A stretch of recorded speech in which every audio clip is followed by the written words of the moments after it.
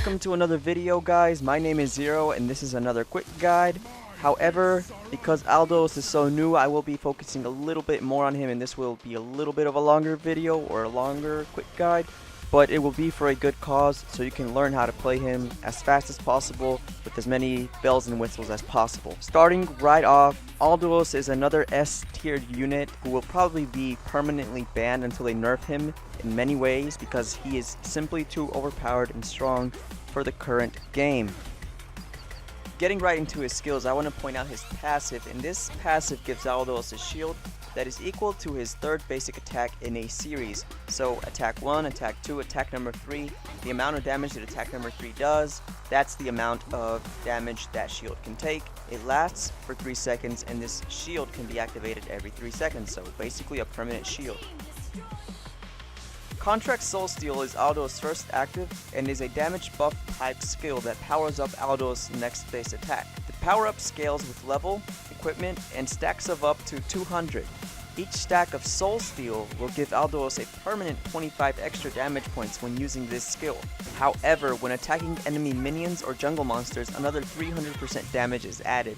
For example, if the skill strengthened your attack by 100 points on a normal enemy hero, on minions or jungle monsters it is increased by 300 points. Soul Steal is also an AoE damage skill, area of effect. This means that enemies within a melee range of Aldous and the enemy hit when Soul Steal actually hits will apply not only to that enemy, but also enemies within that melee range. This applies to heroes, minions, and jungle monsters. Contract Explosion is a buff type skill that provides Aldous with a basic attack immunity for 2 seconds and damage reduction from any other type of skill or attack by 50% for the duration of the skill. If the skill is activated again before the 2 seconds are up, Aldous will prematurely detonate and stun enemies within his melee range for 1 second, as well as deal damage. If this skill is not clicked on, it will still do the same stun and damage, but at the end of 2 seconds.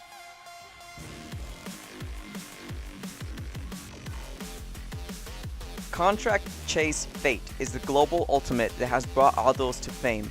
This skill grants Aldous the ability to see an enemy on the map for 5 seconds. Then, if an enemy is locked onto, Aldous will transform into a projectile type form, traversing the terrain between him and the enemy of choice.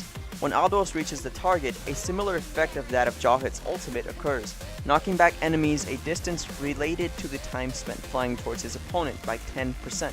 This means if you took 10 seconds to reach your opponent, you would displace enemies near the target as well as the target itself by 1.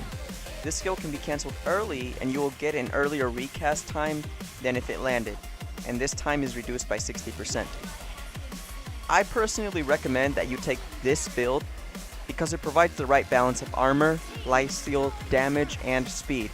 Remember that he already has another 50% damage reduction from his skill 2 on top of all of this and that shield. I did, however, test the damage provided by this build, and at level 9, when he finally gets Endless Battle, Aldous is doing about 800 damage from his skill 1 with 22 stacks and no crits.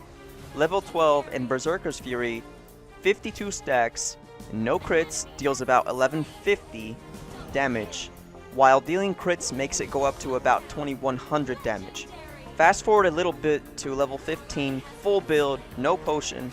This damage becomes about 6500 with 173 stacks and a crit, while remaining at a cool 4000 when not critting.